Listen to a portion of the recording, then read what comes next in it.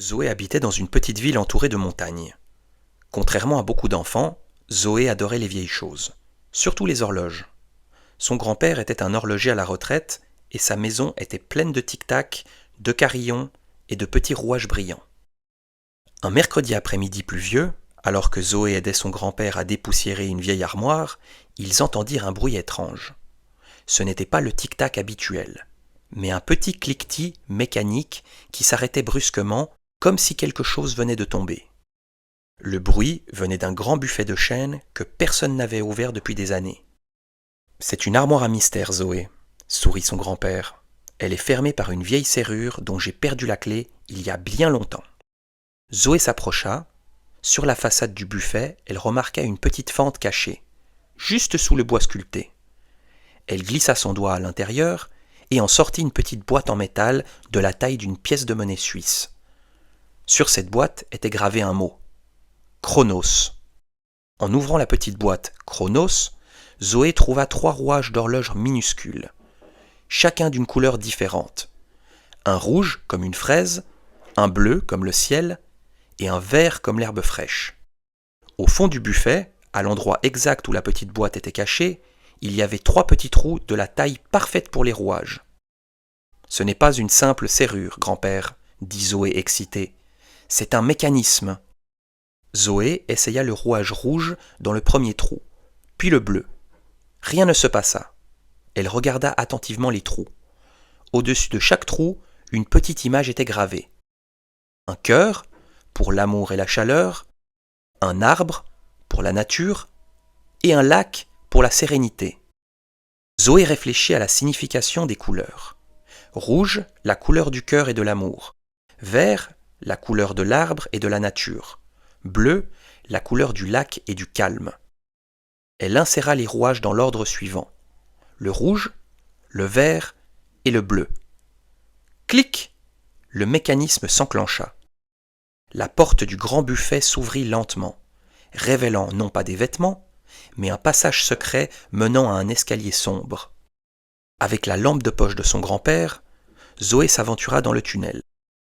Il était frais et sentait la terre humide et le bois ancien. Le tunnel n'était pas vide. Il y avait des bruits étranges, des cliquetis rapides, des sons aigus et des grincements réguliers. Soudain, le faisceau de sa lampe s'arrêta sur une petite chèvre en bois, assise sur un rebord. Elle semblait regarder Zoé avec des yeux en verre. À ses côtés, un petit panneau indiquait « Pour avancer, tu dois montrer que tu comprends le rythme de la vie. » Zoé remarqua que la chèvre en bois avait un petit trou dans l'oreille. À côté d'elle, il y avait un petit marteau. Zoé comprit.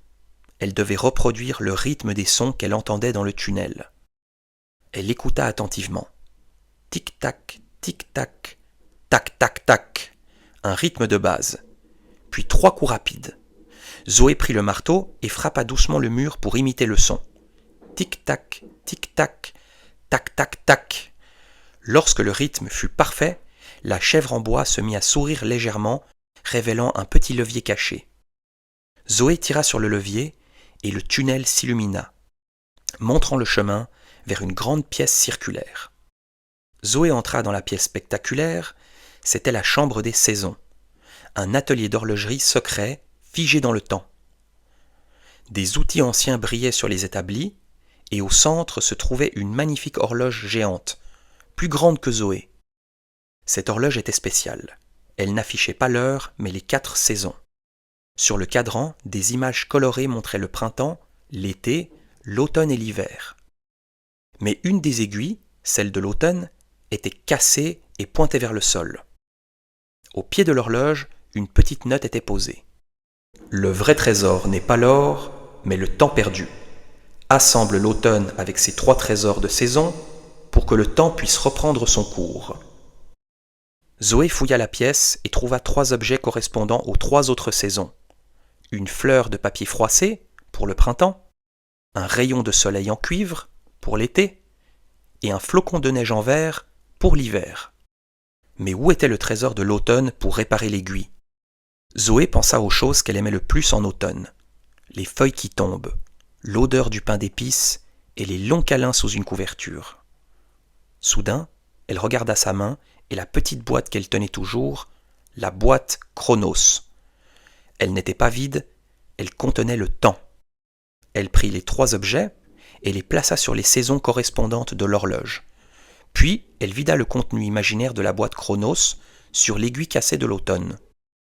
Dès qu'elle versa le contenu imaginaire, le temps sembla se remettre en marche. L'aiguille de l'automne se redressa. L'horloge géante se mit à résonner d'un carillon magnifique, non pas en heures, mais en sentiments joyeux. Le carillon fit trembler le mur derrière elle, révélant une autre cachette. À l'intérieur, il n'y avait ni or, ni pierres précieuses, mais quelque chose de bien plus précieux. Un carnet de croquis rempli de dessins de machines incroyables et de notes manuscrites du grand-père de Zoé, datant de son enfance. C'était l'histoire de la passion du temps et des aventures qu'il avait imaginées. Zoé prit le carnet et remonta l'escalier, le cœur rempli d'une joie qui n'avait pas de prix. « Regarde, grand-père » dit-elle en lui montrant le carnet.